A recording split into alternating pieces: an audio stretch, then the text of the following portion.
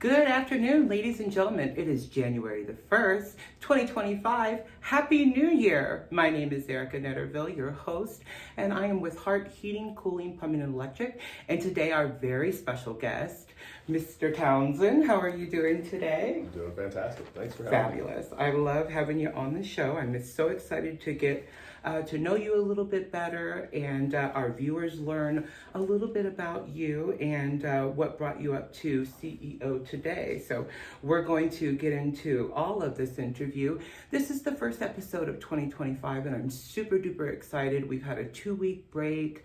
2024 was huge. We got our viewership up into the thousands each episode now. We're really super duper excited. I want to thank Adriana Munez. She just launched her podcast where I was a guest on that show. So you'll see me sharing that. I want to thank Rebel Magazine. They did a huge article and it was a love letter to Heart Heating, Cooling, Plumbing, and Electric. And next week, Adriana Morrison, that podcast episode will drop out where I was a guest on hers show. So 3 amazing things that have started out 2025. It's really super duper exciting. We have some huge guests coming onto the show in 2025. Mr. Joyce, he is the manager of Denver News 7. Brian Anthony with DIA Airport. Yes, the director of the entire airport will be coming on the show. So lots of amazing guests. Rob Rose with the Chambers coming on. So make sure that you're tuning in weekly to see these amazing movers and shakers in Denver and hear a little bit about their story, their journey, their path to where they came to success. So now we're going to jump right into this interview with Robert Michael Townsend, because you'll see the postings and the taggings a little different between social media platforms. So can you tell us a little bit about where you grew up and where you went to school at? Oh, sure. But first of all, let me say this is the first podcast I have ever done. I've done TV interviews before, things like that. I've never done a podcast before. So wow. Again, thank you. So I was born in a suburb of St. Louis, and my folks moved around a lot. My dad was in the computer industry in the 1980s, it was booming. And so he was moving from company to company to company as the technology progressed. So we moved all around the Midwest. I lived in Oklahoma, Arkansas.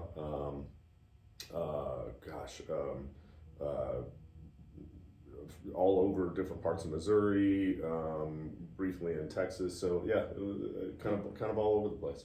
Where the West lives. Yeah, my folks moved to Denver when I was about 10 years old. Okay. And other than my time in the military, I've been here ever since. Well, we're going to get to military next. That's our next question. You went to school here in Denver and graduated from... I did not graduate. Really? When I went to high school, the school that I went to had an open campus. Oh, okay. So you could kind of come and go. And I was one of those really fortunate people that didn't really need the classroom instruction piece of it. For me, if you gave me the book and I read the book, I was able to absorb that. Yeah. So I was showing up on Mondays, getting all my assignments for the entire week. Tuesday, I would sit down and do all of the work for the entire week, and then I worked a full-time job Wednesday, Thursday, Friday, Saturday, and I didn't go to school very often. Still had good grades. In the middle of my sophomore year, they enacted a policy where if you didn't show up for at least a certain number of classes, you didn't get credit regardless of what your grades were. I didn't take it seriously, and I kept doing what I was doing. Sure. And so I didn't get credit for the second half of my sophomore year. Wow. And I went back at the beginning of my junior year, determined to abide by the rules. And several months in, I realized that I wasn't really gaining anything. I felt like I actually had learned more out in the workforce than what I was learning in high school. And so I went to my parents and had that conversation. And they were very supportive, understanding, and they went and signed me out of high school at the beginning of my junior year. Wow. And I was working full time, and I thought at that time that my future was in restaurant management. So I actually became the youngest salaried manager at that time that Vicorp Industries had ever had, which is the company that owns Village Inn. So I was a Village Inn manager. How impressive. Which I thought was a big deal. Yeah, it was a big deal. At 18 years old, totally. I think my salary was $23,000 a year, which just seemed like an enormous amount of money. Back then, yeah, it was.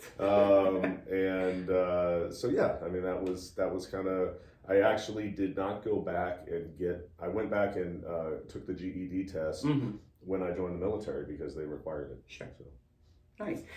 Let's get into the military talk because first thing, Mike, CEO here at Heart, we're veteran owned and women managed. So that speaks volumes to folks that want to work with us, that want to partner with us, clients that want to use us. What branch of the service was you in? I was in the United States Army. Oh, okay. I did basic training at Fort Knox, Kentucky. In February. Still to this day, I will contend that is the coldest place on earth. Much worse than Colorado. I did advanced training and schooling at Aberdeen Proving Grounds in Maryland. And then my permanent duty station was Fort Polk, Louisiana. Wow. I see the Louisiana plaque behind us. I did some time in Louisiana too, so I know. Loved Louisiana. It's a beautiful state. Oh, and the people are so nice, and the food is amazing. And love Louisiana. Yeah, I love their culture, and our hearts are with New Orleans right now. There was a horrific terrorist attack, and that's what they're calling it on the news. A gentleman drove through a police barricaded area, killed over 15 people and 30 injured. From all of our hearts, Louisiana, New Orleans, you have our sympathies and our care, and it is just a horrible tragedy. There were IUDs throughout the city, and it's just very scary that there have been some incidences throughout our nation at the beginning of the year. I am concerned for the 6th. I am concerned when he takes office that there'll be some more aggressive actions happening in our different cities. Just know that our hearts are with you and we stand beside you folks in Louisiana and hope that you get back to normal soon, and we're sorry for all of your losses. So I wanted to make sure I said something about that today. Totally. So what was the path that got you up into HVAC? Oh, that was the Army. Really? So when you enlist for the military, they have you take a test called an ASVAB test, and it's really a test that it sets the benchmark for what they consider to be your occupational specialty or what jobs you might be good at. I did relatively well on that test, and they said that, they essentially said, look, you can pick almost any job you want. Wow. And I initially said, great, I would like to be a doctor. And they said, they said, sure, we'll send you to medical school, we'll pay for it. Wow. All that stuff. But there's this many years of wait on that program. Sure. And here's all the hurdles you'll have to jump through in the meantime, and so on. And I said, well, let me rephrase then. I want whatever job you have available right now that requires the highest test score. My thought process being that, whatever that job was, it was likely to be something I could use in the civilian world. And so they said, well, you're a 52 Charlie, and I said, whatever, that's fine. And so it wasn't until I was halfway through advanced training in Maryland that I really understood kind of what my job entailed. But they sent me to an electrical engineering, through a series of electrical engineering classes and courses, mechanical engineering, thermodynamics. And my job, among other things, had to do with the cooling system for heat-seeking missile heads. Oh, wow. So when I got out of the service, the closest analogous thing to what I had done was heating and air conditioning. And so I took a job as a heating and air conditioning technician, thinking that it would just be a good way to pay the bills while I went to college. I had done some college while I was in the military, and so I thought it would be a good way to pay the bills while I finished up my degree, And HVAC ended up being such a good career path, I never did go back to school. Wow. That's impressive. Me knowing you personally and you, my CEO, the thing that I could say about you is the drive, the determination, and you've got this magic to you that makes people want to be loyal to you, that wants to listen to you, that wants to learn from you. And the biggest thing that I can tell you, everybody, that he does is you mentor me. So I want to say thank you for all of that. You've let me just kind of have my way here, and I'm thriving and bringing in new clients weekly and daily, and we have huge things on the horizon this year, and it's super duper excited.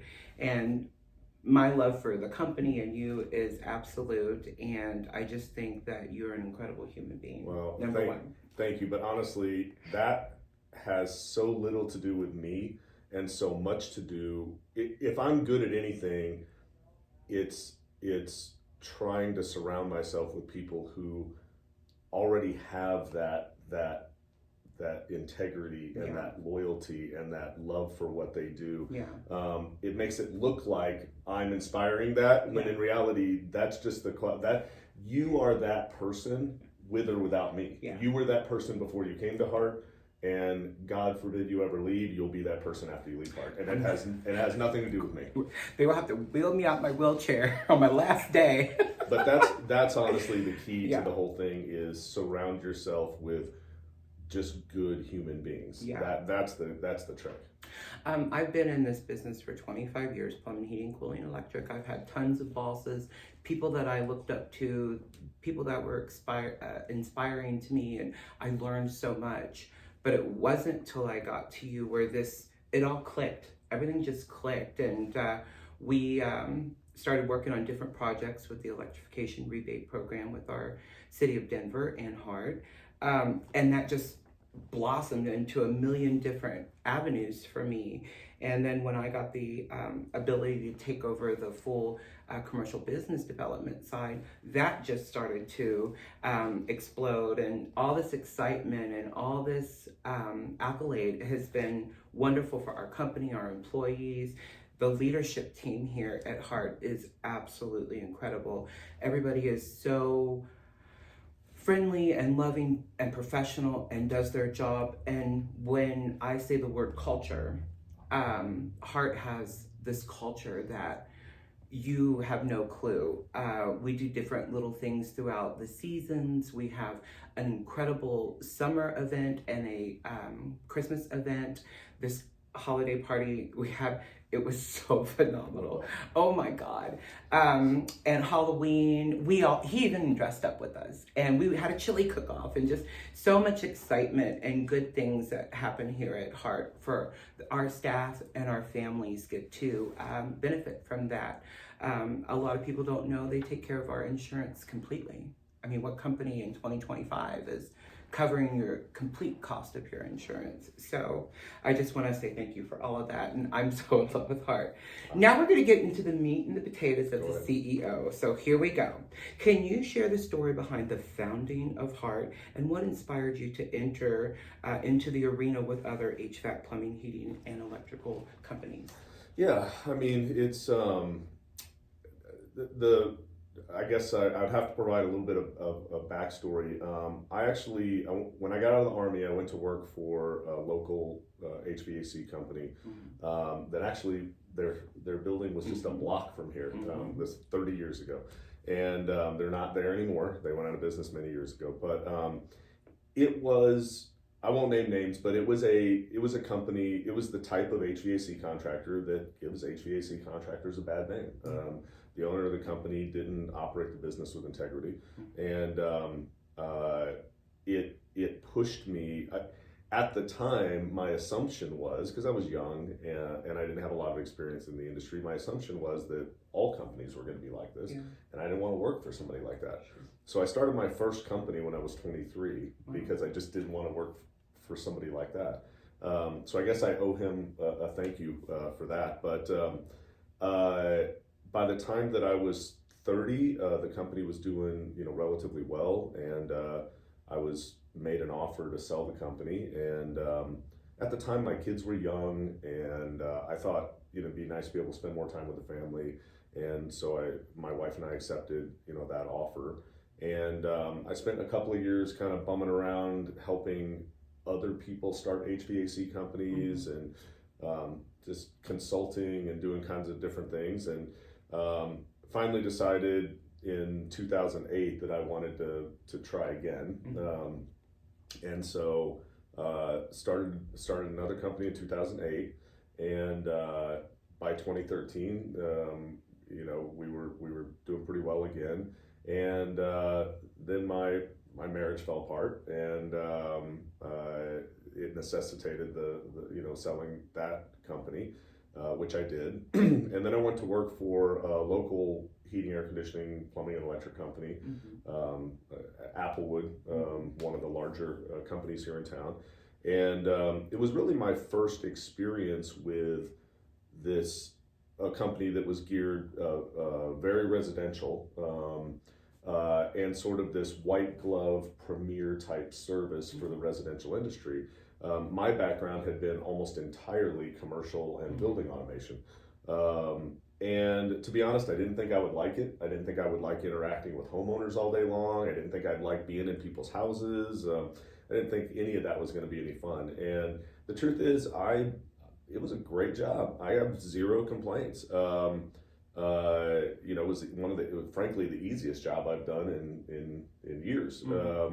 But there were things that, as in every company, there were things that I felt like Applewood did very, very well, and there was other things where it seemed like there were gaps, and even though I had a great experience, I knew other employees there that didn't feel the same way, and so it got me thinking that maybe, because to be honest, when I went to work at Applewood, I didn't think I had the energy to do this again, but it got me thinking that if I could take some of the good things I had learned, leave the things that I don't think worked well behind, and really try to create a company that treats their customers and their employees the way everybody claims that they treat their customers and employees, right? And what I mean by that is this. I mean, you can call any, and not just heating and air conditioning, right? You can call any type of company anywhere in town and say, do you treat your employees well? And you're going to get the same answer every single time. There's no CEO or general manager or anybody out there that's going to go, no, we treat our people terrible, right? They're all going to say, no, we treat our people fantastic. We do everything we can for our people. Do you really? I mean, do you really do everything you can for them? I mean, did you, as you mentioned, we pay 100% of health insurance for our employees and their families. And it's not cheap. I mean, that is a big bill every month. Would it be easier to not do that and pocket that, or have that go straight to the bottom line? Sure. But I think that's been the key to our success, is staying focused on, if I was a customer, what would I want? What would I expect?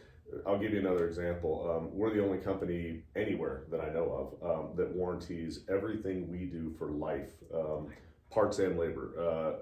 What we do, unfortunately, it's not cheap, right? It's not cheap to get your furnace fixed. It's not cheap to get your air conditioner fixed. It's not cheap to replace your water heater. I wish it was. It's just not, unfortunately. But it really adds a sting to it if you do it, and then a couple of years later, you're now paying to repair that thing that maybe you haven't even paid off yet. Maybe you're still making payments on it, I mean, we'll talk about adding insult to injury. And so, it's been our policy that, if you're going to pay for something, you should pay for it once. So anyway, those are the kind of policies that we put in place. It's what sets us apart. We're not perfect. We screw up all the time. It's a business full of human beings, and human beings are hugely imperfect, and the organization, always has room for improvement. But that's what, in spite of the fact that Denver has some great companies, some huge companies that outspend us on marketing 10 to 1. In spite of all of that kind of headwind, I really felt like there was room in the marketplace for a company that actually practices what it preaches. And it appears that might have been correct. You do, and that trickles all the way down to the person answering the phone, to executive assistants, to HR. Every single person in this building, under you as CEO, we come to work, we're happy, we're smiling. How's your morning? What's going on? How's your daughter? Things are going on in our lives. Well, I'll say you're the mascot when it comes to that. The rest of us have bad days. You're always laughing and smiling. The rest of us have our good and our bad days. Yeah. There's a lot of love here, and that's the first time I've ever been in an environment where people can laugh and joke. And our HR, his name is Richard Anderson, some of the employees just tease and have so much fun with him and giggle and laugh, and it's just a fun, relaxed, great atmosphere with a good culture. And that word was so relevant in 2024. But if you are an HVAC tech, if you're a plumbing tech, if you're an electrical tech, this is where you want to come and work at. New trucks, integrity, CEO. There's times I call and I have questions, or I'm in the middle of something, and he will answer the phone. The CEO answers the phone for me, and whatever the stuff is that we're talking about gets us through it. I need those questions answered, and we're moving on. So I just really, really appreciate you as our CEO. What are some of the biggest challenges that our company has faced in 2024 managing HVAC, plumbing, electrical simultaneously in the Denver metro and surrounding areas? That's a great question. 2024 was I know I think I talk to other business owners around town, and whether it's true, which if it's true, great for them, or whether it's PR or ego or whatever, who will tell you, no, we had a killer 2024. 2024 was a tough year. It was a tough year. I think that people were nervous about the economy. I think people were nervous about the election. Sure. From a weather perspective, I've been doing HVAC in Denver for 30 years, sure. And you used to be able to count on it gets hot in this month and it gets cold in this month. I mean, today it's going to be 50 some odd degrees in January, sunny, blue skies, gorgeous. Yeah. Great for taking a walk. Terrible for a heating and air conditioning company. So there's just a ton of factors that played into, rising interest rates and all kinds of stuff. So a lot of things played into 2024 being a tough year. I think the biggest challenge that the industry as a whole faces is manpower and labor. We have an aging technician population. I'm no spring chicken. So we have, all of this institutional knowledge, right? Mm-hmm. I've got 30 years of heating and air conditioning and boiler experience. Someday I will get too old to do this, and that knowledge just goes away. It just leaves the industry. And so we're seeing technicians age out of the industry or get injured or whatever faster than what we have young people coming into the industry. So we're dealing with a declining workforce in an industry that is experiencing unbelievable growth. It's a perfect storm. My personal belief is that women are the answer to that, and that has been my belief for the longest time. Women, have a tendency, it's a cultural thing, or because of employment gaps for having children or raising families, all kinds of reasons, but women have a tendency to fill a lot of these lower paying service jobs. It kills me every time I pull into a Starbucks and the lady helping me is just a wonderful customer service person, clearly is giving their all to this job that pays $18 an hour with limited benefits, and I know that person is totally capable of being a heating and air conditioning technician or a plumber or an electrician, making 10 times the amount of money they're making at Starbucks with better benefits and better security, job security. So I think women will be the key to solving this problem. the hard part is getting the word out to women, because I don't think they think about these kind of careers, or if they do think about them, they think it's too physically demanding or that kind of thing. And I can tell you beyond a shadow of a doubt, it's not. In fact, there's a TikTok account that I follow. Mm-hmm. Her name is Lauren, Lauren.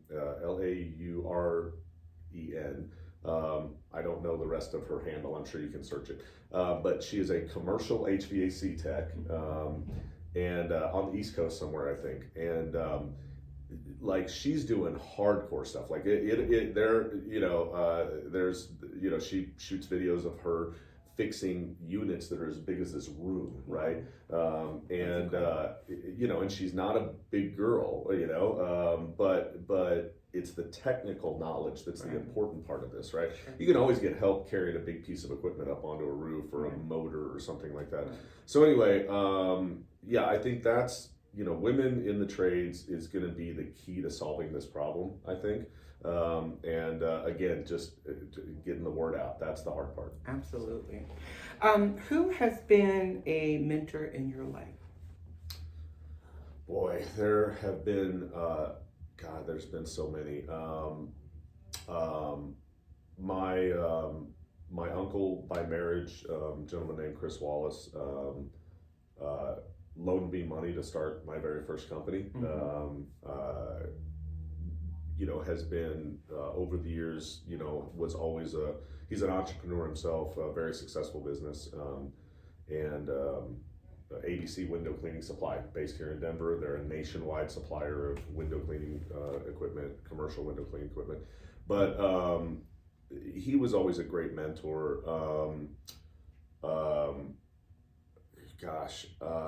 I've had, I think a lot of the people in the military that I, was under, taught me a lot about duty, sacrifice, and just showing up. I mean, it's funny, but that's there. And I'm not the first person to say this, but there's an old adage that, about just, showing up is half of it right there. And you'd be amazed how many people don't show up. And by showing up, it doesn't mean just physically being there, but show up mentally, show up ready, and it's a simple thing to do. It's amazing how many people can't do it or don't do it. But I think, a lot of the people that I served under in the military were fantastic mentors. One of the other owners of Heart, a gentleman named Josh, I learned so much from him in a relatively short period of time. So I've been very blessed. I mean, to be honest, even the people, here that technically I am in charge of them, or I am their mentor, I learned more from them than they ever learned from me, by a long shot. I've learned more from you than I think you've learned from me. I mean,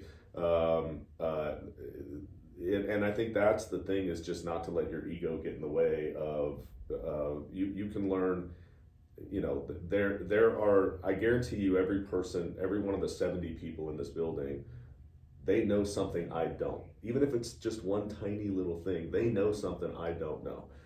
And so you can learn from anybody. Yeah, I think that's beautiful. Looking forward in 2025, what are your long-term goals for the company, and how do you envision the role of AI being incorporated into our business and innovation evolving in the future of our business? Wow, that is a big question. That's a two-part big question. So you didn't give me the questions ahead of time, so I didn't know you were going to ask about AI. It is very high on my priority list. To figure out how we can leverage AI to its maximum potential in this industry. I will say that it's changed a little bit with the introduction of private equity. People may not know this, but private equity firms are snapping up heating and air conditioning companies and plumbing and electrical companies left and right. They consider them to be good investments. I think they learned their lesson from getting burned by tech back in 06 and 08. And so we're finding that these private equity firms are a little more technology forward than what we have seen in this industry in the past. But just as a rule of thumb, in the trades, we tend to be a little behind the curve when it comes to technology. A lot of companies are owned by old plumbers, old electricians, old HVAC guys, and they're not always going to be the quickest to want to adopt new technology. It's high on my priority list to figure out how we can leverage that. We actually are onboarding right now with a company called Hatch AI, and it's pretty. The demo is pretty amazing. Where it will respond to people that are sending in inquiries about service or whatever. We're never going to eliminate human beings from this equation. But I'll give you an example. When I was doing the demo, I messaged in to the website of a company, an HVAC company that is using this technology. I messaged in and said, "My house is cold, when can somebody get here?" And it responded very quickly, I might add, which is something else that, human beings, they go to the bathroom occasionally. Sure.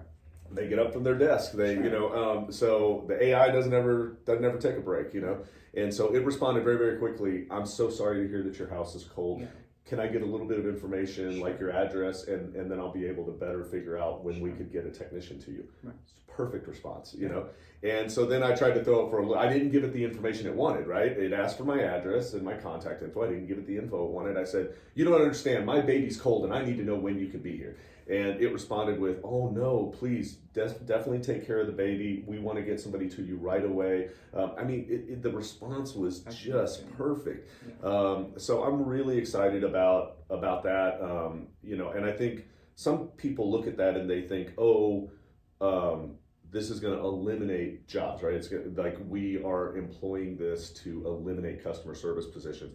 Nothing could be further from the truth. This allows us. It's another piece of support that allows us to grow because, frankly, staffing the call center, our customer service department, that's always been a challenge. Nobody wants to answer phones for a living. That's a tough job, Customers are yelling at you, technicians are yelling at you. That's a tough job. So this allows us to grow and take some of the really basic stuff off of these very talented people that we have in our call center to allow them to focus on the really high priority stuff or the things where it's more complicated. But for the really basic stuff, like, hey, can you get a plumber to come to my house? The AI can handle that. It's amazing. I'm excited about it coming into 2025 and as incorporating those different parts of it. I think the other half of your question is big goals for 2025. You touched on the Denver electrification program a few minutes ago. Denver, Boulder, the state of Colorado, the federal government, and Xcel Energy, and I'm sure we'll see other cities and counties roll out programs. They have hundreds of millions of dollars set aside just in Colorado to support eliminating fossil fuel heating, whether that's heating for domestic hot water or heating for building heat. And we're sort of on the leading edge of that program. And it's created this really unbelievable opportunity where for a lot of commercial building owners, multifamily building owners, just homeowners for that matter, we can often go in and put in brand new, take out the old, inefficient gas-fired appliance and put in new heat pump technology. In some cases at zero cost to that client. When you add up all the rebates from all the different entities and everything, it sometimes costs that client nothing. And I know that is so hard for people to wrap their heads around. It's so hard it sounds like a sales pitch that never is going to come true. We have case study after case study after case study. We've got currently about $15 million worth of projects in process right now through that program. And most of those should kick off or complete in 2025. So I'm super excited about that. The frustrating part for me is getting the word. I need about 10 more people like you. Well, let me interrupt you. What we want to do is see if we can get Mr. Paget to come on the show, and we know somebody who knows him really good, and he can get a deep dive into that rebate program through the city of Denver. So Robert connecting Paget, him and having him on the show is going to be super crucial. Yeah, and then we can share that marketing out from the video of his episode, and really people will understand, coming from the mouth of Mr. Paget, what that whole rebate program looks like, how it's going to benefit your business, your 501c3, your place of religion. It's just incredible that the city of Denver has opened that up for human service providers.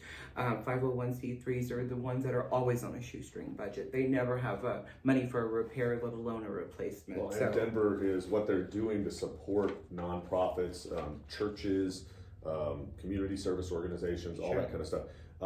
They offer double the amount of rebates to those organizations, and so almost entirely, we can typically get those jobs done for those organizations at no money out of pocket for them, because the rebates are just so generous.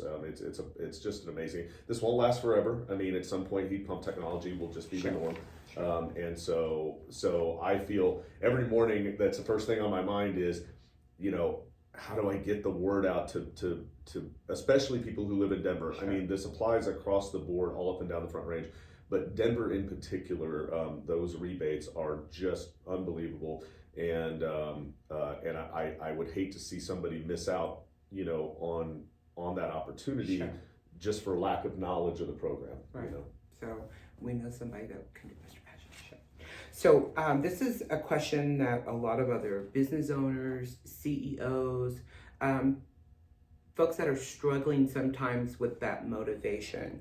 Is there a book, a motivational video, or a podcast that you look upon weekly to get that inspiration or that motivation or that feeling of innovation coming to you? I will say that the speaker, or whatever you would want to call them, that I get the most inspiration from is a gentleman named Simon Sinek. And you can his last name is spelled Senak. And he's on TikTok and all kinds of social media, and he's wrote several books, and I have them on my bookshelf there. He spends most of his time talking about leadership, and the way that he approaches leadership really speaks to me, because it's a servant leadership approach. One of the books that he wrote is, and this is actually how I saw him speak live at an event a couple of years ago, and he wrote a book called The Infinite Game. And what I loved about that concept was he talks about the idea that as business owners, we will set these arbitrary goals, right? We will say things like, well, in 2025, I want to grow the business by 10%, right? And so then we get down at the end of 2025, and if we grew it by 11%, we all pat ourselves on the back and we shake hands and we celebrate, right? Sure. Which is great. If we only grew by 9%, we go, gosh, we'll try again next year. Yeah. Those numbers are completely made up numbers, right? Yeah. You're setting rules. You're setting rules and goals in a game that has no rules and goals, right? If you're playing football, there's a clearly defined set of rules. You know what winning and losing looks like. You know what the options and the possibilities are. In business, there are no limits and there are no possibilities. So we can pat ourselves on the back for growing by 10%. What if we could have grown by 20? Sure. We can chastise ourselves for growing 9%, but what if the rest of the industry only grew by 7? Yeah, that's still a major win. So it's still a win. And so we, in business, there are no rules, there are no limits. It is what you make it. And I think as business leaders, we will often get in this kind of very narrow mindset of what success looks like. Sure. And the reality is that success could look like a lot of things. what if your revenue didn't grow at all, Right. and your profit didn't grow at all year over year, but your business, the reputation of your business, you became known as the preeminent expert in this one thing, that's a win. So there's a lot of ways to define success, and so Simon Sinek speaks to me. There's another gentleman, Tommy Mello, who owns A1 Garage Door, or did, I think. They're now private equity, I think, but less inspiring perhaps, but definitely a guy that's got good things to talk about, right? Like, good things to listen to.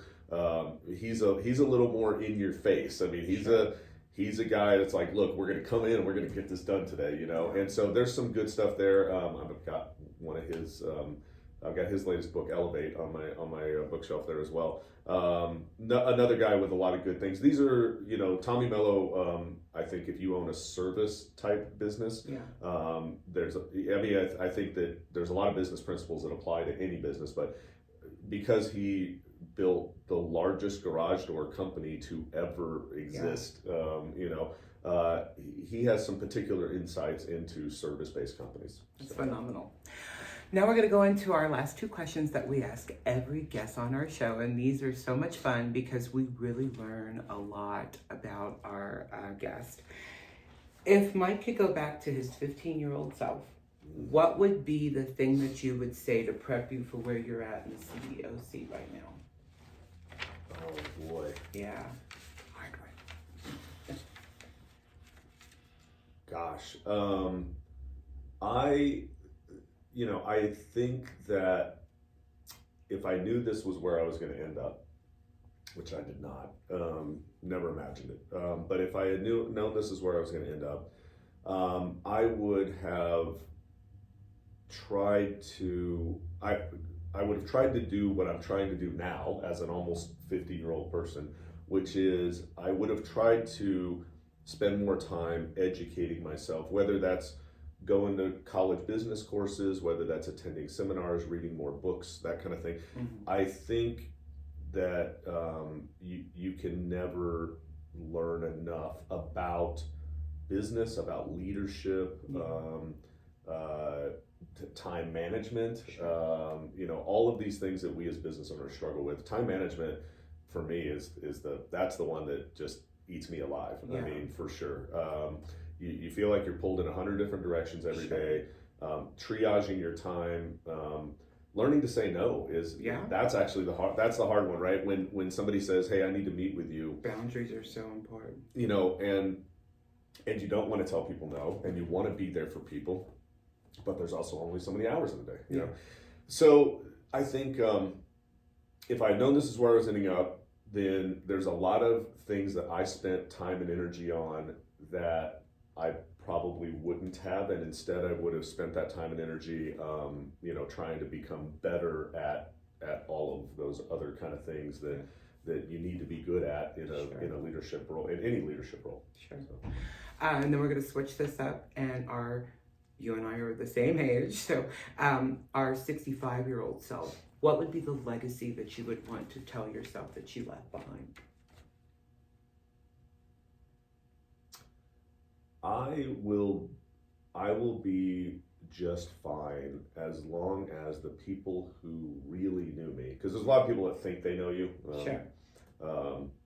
Even some ex-wives probably that probably don't all that well.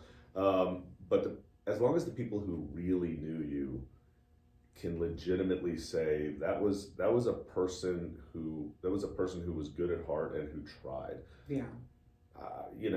That's going to be enough for me. I mean, we all wish that we're rich and famous and, that we're the best at something and so on, but I can live without all that. I mean, as long as people see me as somebody who really gave it their all, both personally and professionally, I'm good with that. The biggest takeaway for me is you're a stand-up guy. Well, thank you. That's the easy part, right? That should be the baseline for everyone, right? Like that's just showing up. Yeah. It's just showing up. Yeah, it's inspiring. And that has been our interview today. We're going to go into our marketing minute right here. I do want to let you know we've got some really horrific weather coming. We have 3 days of snow in a row, day and night, coming up starting Saturday. We have a polar Arctic weather event coming to our area. So please, please, please make sure that you're letting those pipes dribble when it's 14 and 12. We're going down to 3 one day next week as well, 3 degrees. So make sure that you're leaving your cabinet doors open, faucets dribbling, things of that nature.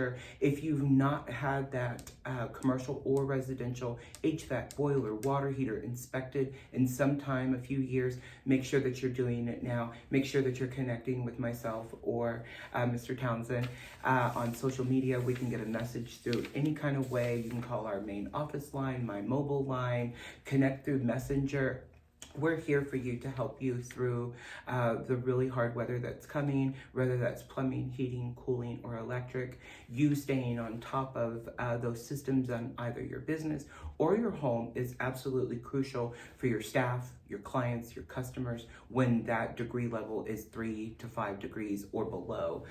Pipes can freeze, systems can shut down, water heaters that are almost ready to rupture, they just can't take it anymore, they're going to fail. If you have an old electrical panel that's just barely hanging on and pitted and black and burnt, you know that that's not going to get through that weather event.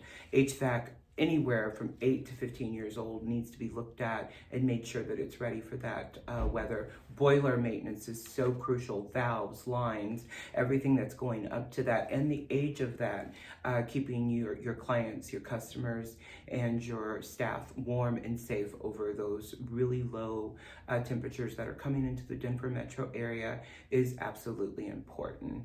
My name is Arica Netterville. I am your Commercial Business Development Officer here at Heart. It has been my absolute pleasure to have Mr. Townsend on the show today.